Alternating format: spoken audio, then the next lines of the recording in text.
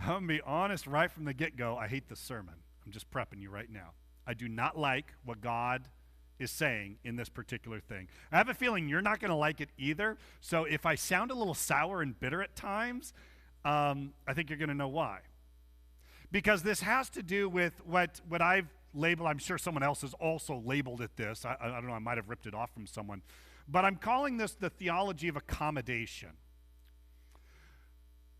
Who here enjoys finding out about people spreading rumors about them? No.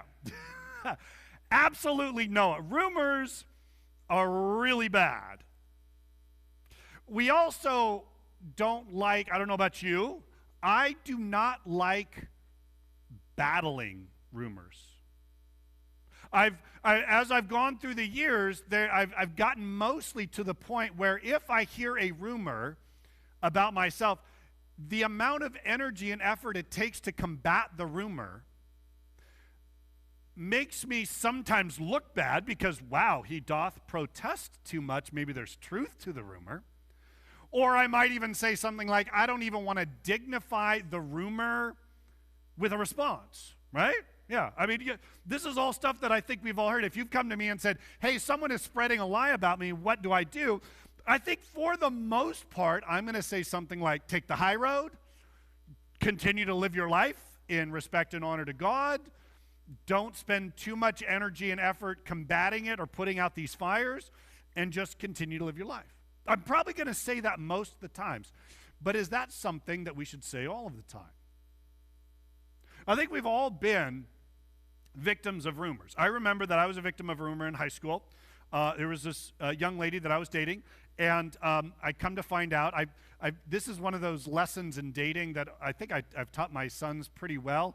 But there was this girl, and she liked me, and so she wanted to date me, so I said, okay. And so we were dating, and I was at my lockers with my buddy Gary, and Gary comes to me and says, hey, aren't you and so-and-so dating? And I'm like, well, yeah. And he says, well, but I never, see you with her. You're never at her locker. You're never, talking to her. You're never around her. And he looked at me and asked me the all-important question, do you even like her? And I stopped and I went, I really actually don't like her. I dated her because she liked me, and that's a bad reason to date. And so I went over, I was like, thank you, Gary, this is super helpful. And I walked over to the girl's locker and I broke up with her. Well, sure enough, I get it. I deserve a little bit of, that wasn't really cool, but at least I went and broke it off with her. But then I started hearing lots of rumors spreading all about me and who I was, and absolutely none of them were true. And I got angry. I mean, don't you normally get angry when you start hearing stuff that other people are saying? I understand also the difference between rumors and information that's true that you don't want to get out. I understand that as well. But I think the ones that we really hate are when it's a true rumor that someone is saying something about us, it is absolutely wrong and false, and our first reaction is to fight and lash back, correct? Or cut off and leave. Who here thinks that it would be good if a rumor came to you that you would, one, talk to the people, two, then if the people asked you to prove that the rumor was false, how many of you would follow through on that? So you want me to prove the rumor false? I would say no.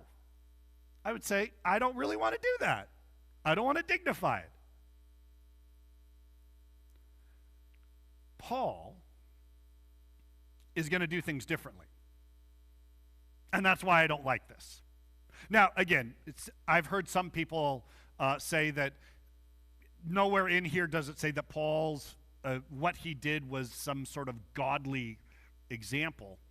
But I think it's in here for a reason, and I think it's here to temper the idea that all rumors should just simply be dismissed out of hand and run from them and don't even dignify them. I think that there are times in our lives that it would be helpful to actually address rumors.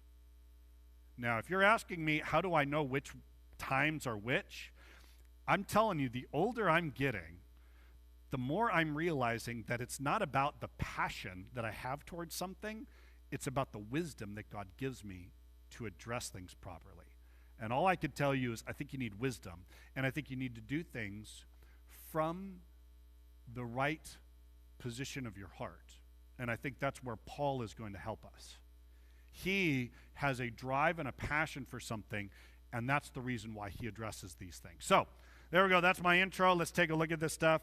Paul has arrived at Jerusalem. He's had all these people tell him, don't go, don't go, don't go. He went, and he's showing up there, and right as he shows up, everything starts going nutsoid.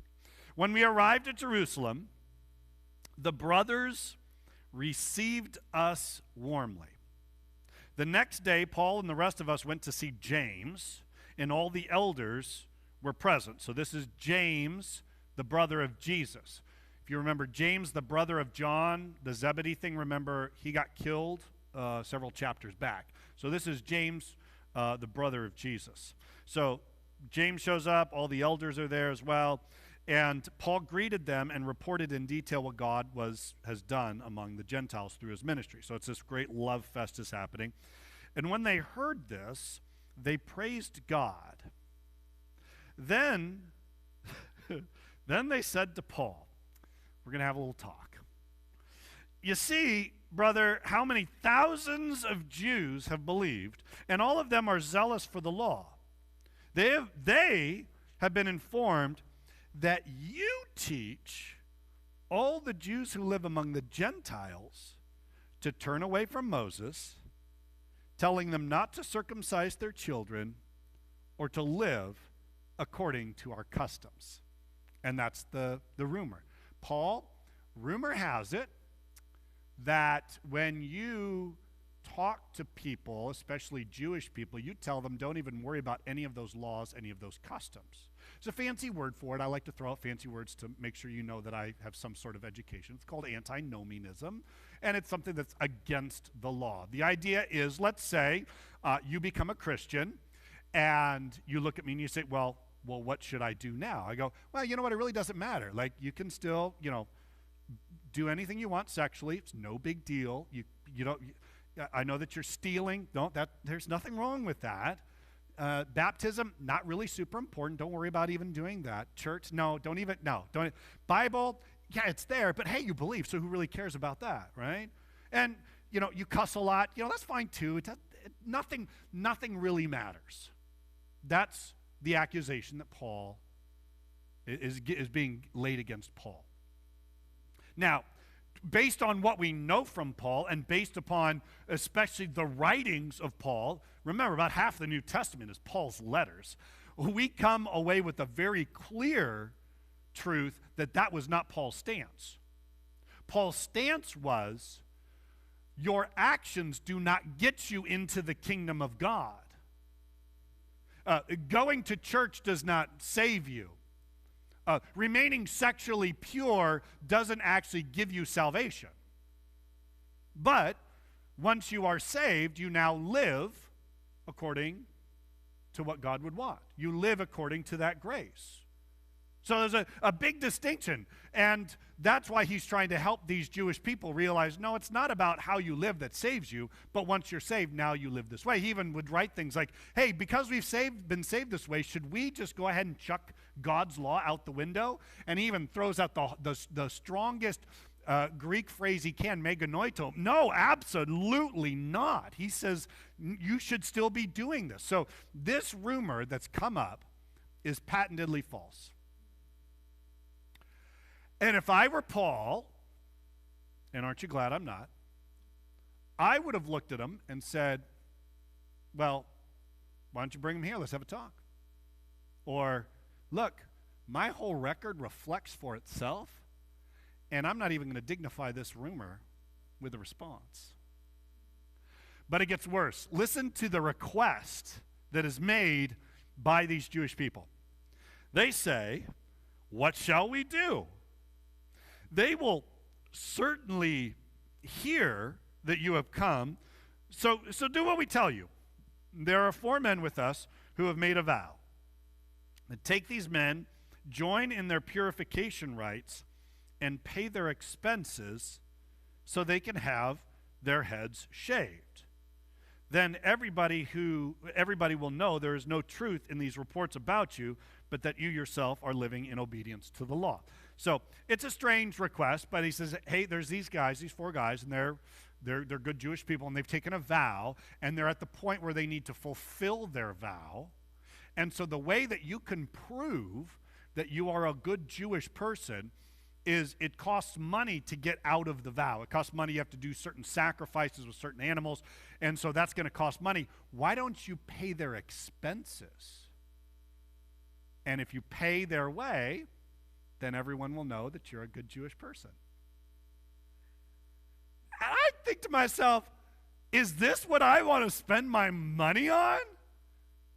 I am a traveling evangelist that doesn't have a whole lot of money, and you're asking me to pay for these people so that I can prove to some idiots that I'm a good Jewish person. Oh my gosh. I read this and I get so angry because I think you know how this feels, right? When rumors are spread about you, sometimes you can't even prove that the rumor is false, right? It's hard to prove a negative. But if you're actually asked to prove it, you don't want to go through that. Because why? Now you control my life. I'm like, no, absolutely not. But Paul says that there are times and opportunities that maybe it would be good to do that. Let's see his reaction. Well, they go on because they're, kind of putting the pressure on him. Verse 25, as for the Gentile believers, we have written to them our decision that they should abstain from food sacrificed to idols, from blood, from the meat of strangled animals, and from sexual immorality. Remember, that was what the Jerusalem Council had set up a while ago. In fact, they were even telling the Gentile believers, you don't even need to be circumcised.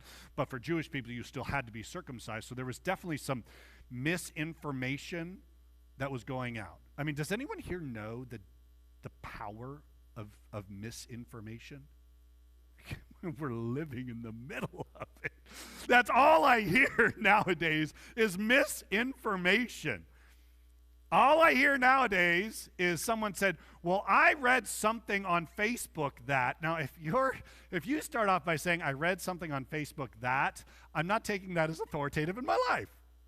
I'm going to follow what professionals say. And this happened, again, a very good example, when our family got coronavirus. We went to the doctors and we asked doctors what to do and what is the correct course of action. I remember a medical professional said, don't take another test because it's going to come back positive. You have to wait 10 days from onset of symptoms. And then you'll still have the virus, but you won't be shedding it enough in order to transmit it. That's what a doctor told me. Now, I didn't read that on the internet. I didn't say, hey, friends, what do you think I should do? Because let me tell you, if you, go ahead, you should try it on Facebook today. Hey, what should I do about this? I guarantee you're going to get 12 different responses from 6 different people. Because that's what misinformation does. And that's what's happening here with Paul. There's so much misinformation. They're just all lying about Paul. And Paul, and even the people are this scattered message. Okay, so Gentile believers, okay, you don't have to do this, or this according to the customs and the laws of Jewish people, but don't do these things. Now, you Jewish people here, no, I'm sorry, you still have to do all of these things in order to be saved. So are we all clear on this? And everyone's like, I'm not clear on anything. I don't even know the right thing to do, which is why I'm really grateful for Paul's letters, because they lay it out perfectly what it is. For salvation is only about believing in Jesus Christ, his death and his resurrection. That is the end of the story. But now, as Christians, those who follow Jesus, we live our lives in honor and respect to God by obeying his commands. Again, if you disobey his commands, if you sin, does that mean you are outside the kingdom of God? No. Just like following his commands doesn't mean you're inside. You get it? This is why information, that's why what they're doing, spreading doubt and disinformation, is really damaging. And so Paul is looking at this, and he's like, well, okay, what do I do? And look, verse 26. When I read this, I was so angry. The next day, Paul took the men and purified himself along with them. Then he went to the temple to give notice of the date when the days of purification would end, and the offering would be made for each of them. So he does it. They're like, Paul, you're going to spend a bunch of money. You're going to prove to us that you're a good Jew, and you're going to do all this. And I'm like, I'm cheering, like, Paul, don't do it. Don't do it. It's a trap. I really did. By the way, we're going to go into the next section. It really was a trap, just so you know. It was a trap. It falls apart even worse for Paul. But Paul does it. Why? And I'm sitting there the whole time. I'm like, Paul, why would you even do this? And that's why I'm thankful for, if you want to turn there, you can. But I'm going to read to you a section from 1 Corinthians chapter 9. Again, you're not going to like this, but this is Paul's theology of accommodation. That there are times, and please be praying about it. Please be wondering what the correct wisdom is about it. But there are times that Paul would do stuff to accommodate people just for the sole purpose of sharing about Jesus. That's his motivation. If your motivation is just to clear your name and to make sure that everyone likes you, I think you're going to be in a never-ending spiral, and you're going to be feeding off a never-ending diet of praise and criticism, and that is a fickle diet to be on. But Paul is saying, I'm doing this because I love the Jewish people. In fact, another passage, he says, if I could make a bargain with God, that God damns me to hell so that every Jewish person is saved, he said, I would make that deal. Now, would you? Would you make that deal? That's a hard deal to make, don't you think? But this shows the depth of Paul's love for his fellow countrymen. And this is what he says. I'm at verse 19. If you want to read along, you can. Though I am free and belong to no man, I make myself a slave to everyone to win as many as possible. To the Jews, I became like a Jew to win the Jews. To those under the law, this is what he's doing. To those under the law, I became like one under the law, though I myself am actually not under the law. He's actually saying, look, I know that what I'm doing here has nothing to do with my salvation. But I'm going to do that so that I might be able to gain an audience so as to win those under the law.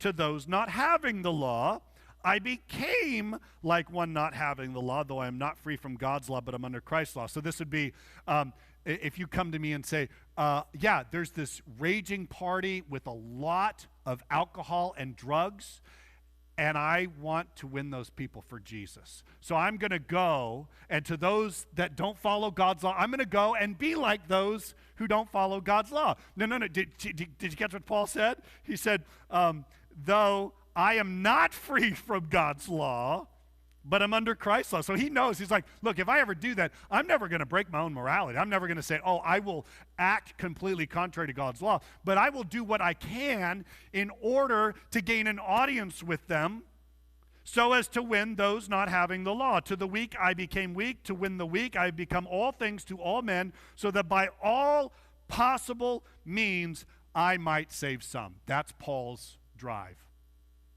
That should be yours and I's as well.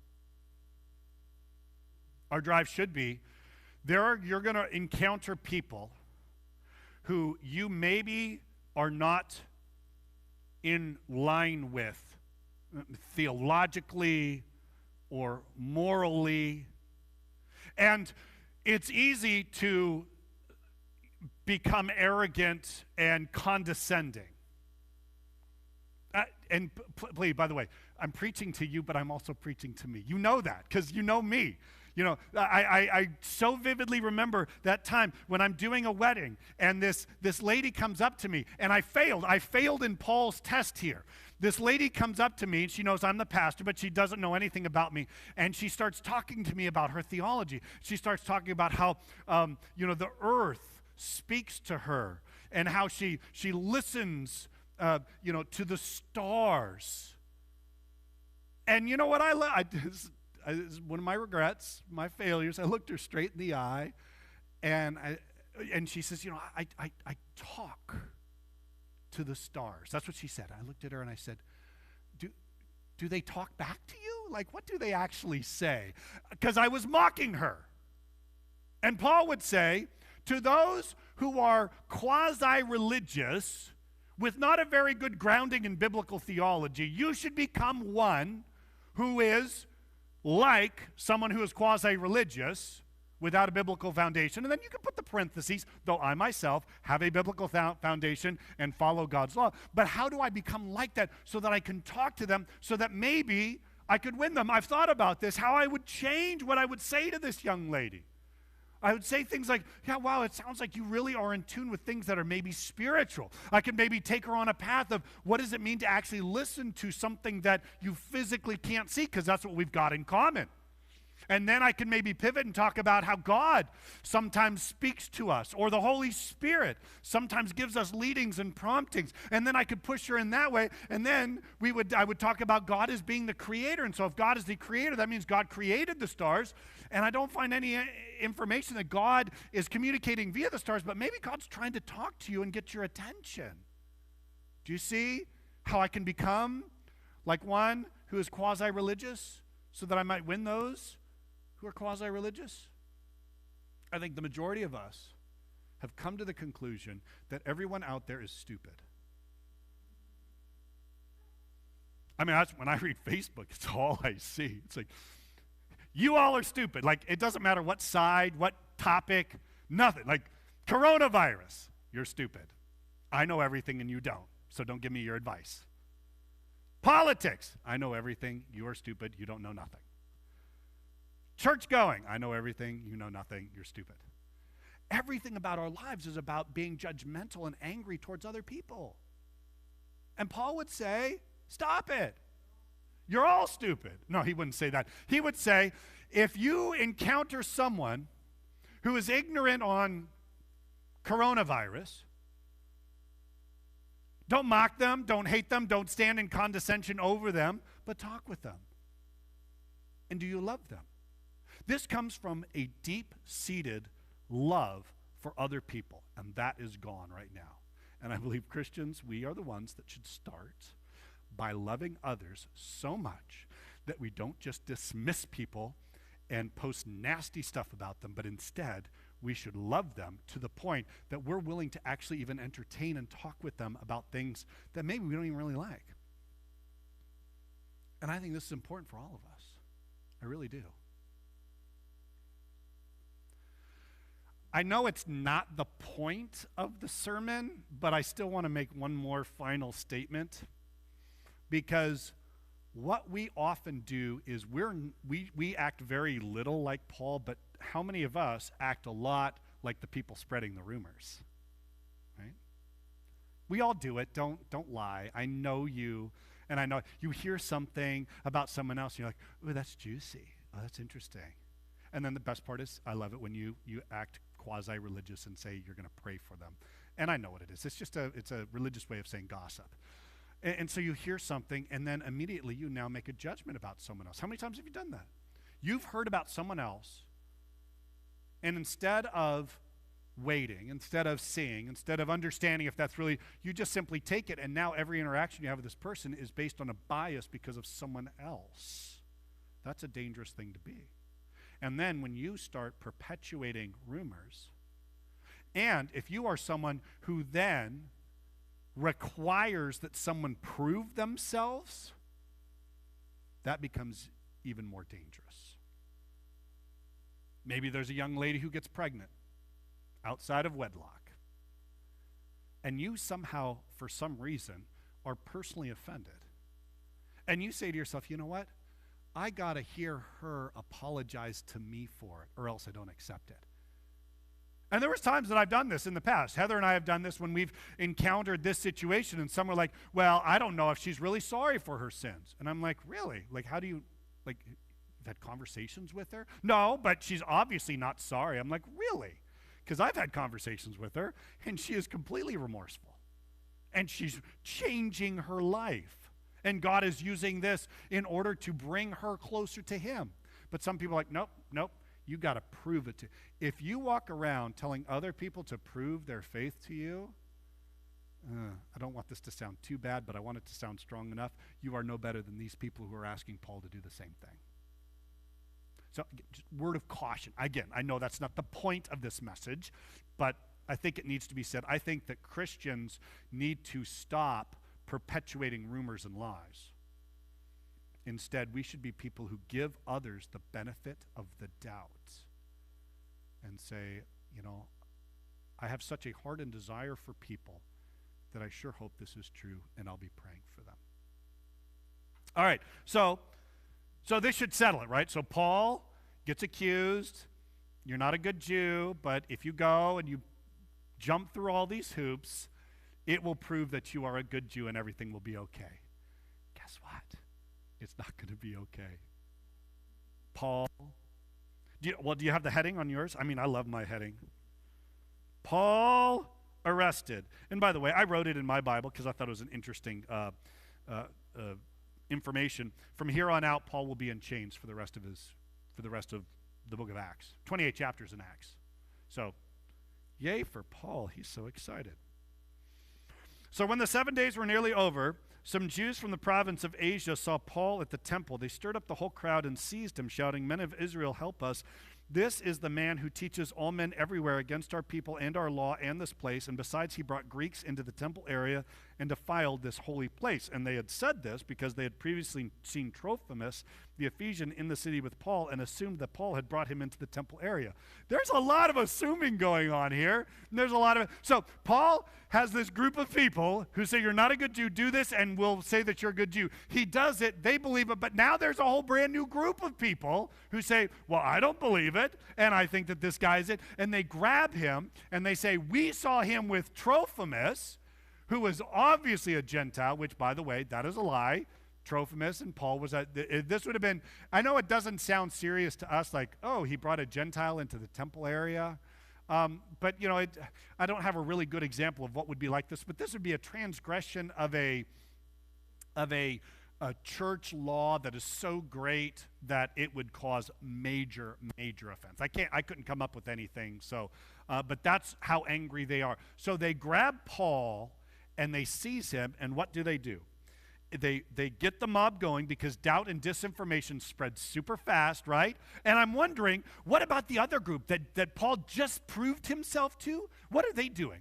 Are they saying, no, Paul's good. He did this and this and this and this. Or did they go, oh, wow, interesting. Oh, so he did that as well. Maybe he did this to cover up the fact that he really isn't a good Jew. And they jump in on it as well. I have no idea which one it is, but all they do is they start grabbing him, and then verse 30, the whole city was aroused. This is Jerusalem. This is a big city. And people are getting angry, and mobs are starting to form. And the people came running from all directions. I mean, do you get this? The anger. And again, did some of them come running because of Paul and the rumor about him? I believe it's got to be at least a good half of them have no idea what's going on. All they do is they see some dude is getting grabbed and they're screaming something about breaking of the Jewish law. You know what? I'm offended and I'm angry and I'm going to go after him too. I'm sure at least half of these people have no idea what's going on. So they drag him from the temple. And immediately the gates were shut. So remember, he's in the temple. He's finishing up all of these rituals in order to prove that he's a good Jew. He gets seized, grabbed. They take him outside the temple, and they shut it up. And then what do? While they were trying to kill him, They're killing him. They are kicking him, punching him, beating him, probably grabbing rocks.